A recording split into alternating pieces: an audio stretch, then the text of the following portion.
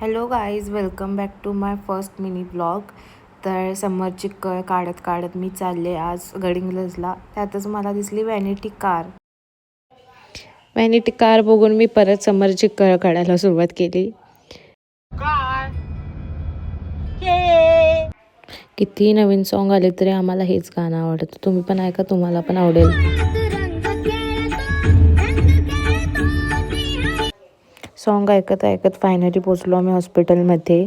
त्यानंतर समर्थला आमच्या घेतलं चेकअप करायला, बघितला पाय, मग रिकवर झाले असं बोलले डॉक्टर. मग आम्ही खुश झालो. मला हे लेवेट आवडलं. माझा आणि समरचं जरा कॉन्व्हर्सेशन ऐका. पण ती गाडी ब्रँड आहे का नाही? ह्याला समर्थ आमचा ह्याला छी म्हणाला. वा, 1 करोडची गाडी आहे भावा ती. 1 करोड. डिफेंडर पण आहे. मी डिफेंडर आणि BMW. तुला मग बिझनेस वाढवायला पाहिजे. नोकरीवर येत नाही असलं काय, बिझनेस वाढवायला पाहिजे. मम्मीला 1 महिना राहिला. मोठं बोलण्यातच मोठं बोलेस. मग आम्ही आलो हॉटेलमध्ये जेवायला. मग आम्ही जेवणाची वाट बघत होतो. फायनली जेवण आलं आमचं. मग आता मी जेवून बोलते बाय. जेवण झाल्यानंतर आम्ही गेलो शोरूममध्ये गाडी बघायला. पण कन्फ्युजन खूप होतं, ब्लॅक की व्हाईट. तुम्ही सांगा कोणती छान वाटते.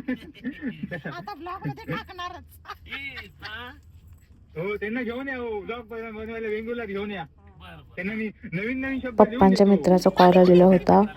ते म्हणत होते ह्यांना कोकणात पाठवायला, कोकणी शिकवूया. इवन मी कोकणात असले तर मला कोकणीच येत नाही. मग आम्ही पोचलो फायनली घरी. गुलाब दे, गुलाब. गुलाब पाहिजे, गुलाब. मी गेले चिवला भेटायला. ही बघा कशी उडी मारते, कारण तिला मी दाखवली पेडिग्री, त्याशिवाय ती घरी येत नाही अशी. मग तिला मी घेऊन आले. नंतर पप्पांकडे दिलं तिला. हीच शिक्षा, कारण पप्पांकडे गेल्या पप्पा तिला सोडतच नाहीत. हे बघा, आता बघा कशी उडी मारते. कारण तिला पेडिग्रीच्या पॅकेटचा आवाज आला होता. मग आम्ही पोचलो शॉपिंग करायला. किती दिवाळी संपली तरी आमची शॉपिंग काय संपत नाही. त्याच्यानंतर आमच्या काकींचा होता बड्डे. तो आम्ही बड्डे सेलिब्रेट केला आणि मग आमचा ब्लॉग इथेच एंड झाला. बघा सेलिब्रेशन.